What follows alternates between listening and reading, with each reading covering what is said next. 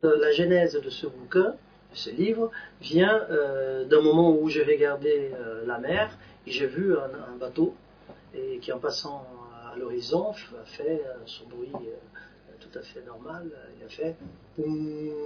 Et quand il a fait son bruit, ça m'a fait penser en fait à l'idée de enfin écrire un livre. Pourquoi enfin?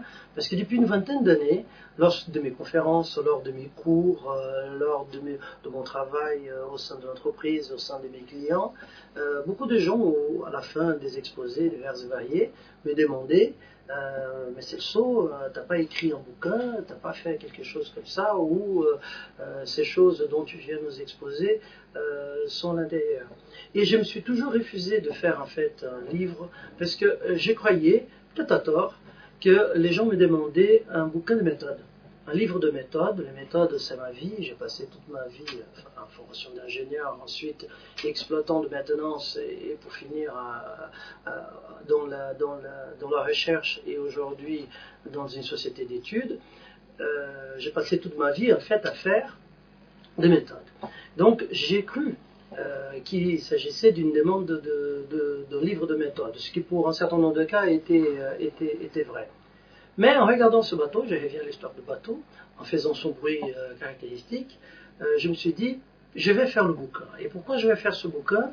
Parce que finalement, je pense que les gens ne demandent pas un livre de méthode. Un livre de méthode, c'est un livre souvent intéressant, un peu fastidieux quand ça tourne au catalogue, aux différents chapitres avec différentes méthodes. Un livre de méthode, vous rentrez dans une librairie, il y en a vraiment beaucoup, donc écrire un de plus, je ne voyais pas trop l'apport. Et finalement, le livre de méthode a tendance à rendre, pas tous bien sûr, mais rendre un certain nombre de ces auteurs des vrais gourous. Et le gourou, pour moi, j'aime pas trop, parce que le gourou, en général, il ne peut exister que dans des domaines, dans des disciplines scientifiques où l'évidence est très faible, parce que quand l'évidence est forte, le gourou ne tient pas debout. Donc, ce que j'ai finalement cru, et j'ai revu à mon bateau qui a fait son bruit, c'est effectivement d'écrire un livre d'opinion, et pas un livre de méthode. Un livre d'opinion, parce que finalement, j'ai bien voulu croire que ce qu'on me demandait, c'était les histoires que j'ai racontées lors de mes conférences, lors de mes cours, lors de mes interventions industrielles, et la façon dont j'ai raconté, tout en illustrant dans l'industrie ou en donnant un peu de pédagogie aux écoles d'ingénieurs, sur des exemples très concrets et que faisaient les gens effectivement réfléchir. Je le crois.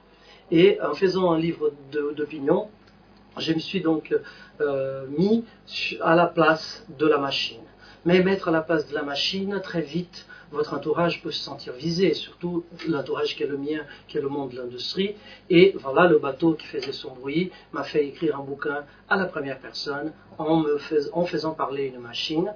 Et en faisant parler la machine, personne ne peut se sentir visé, puisque c'est l'objet de travail industriel. Et à partir de là, effectivement, on a écrit ce livre.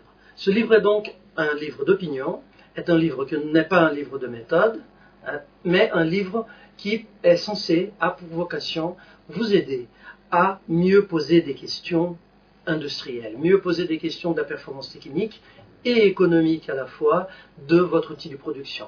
Donc si tout ce qu'on soit bien s'énonce clairement, et ça va sans le dire, disait Boileau au XVIIe siècle, donc on n'a aucune raison, en lisant un bouquin d'opinion, si on partage ses opinions, d'affiner un peu mieux la position des problèmes industriels.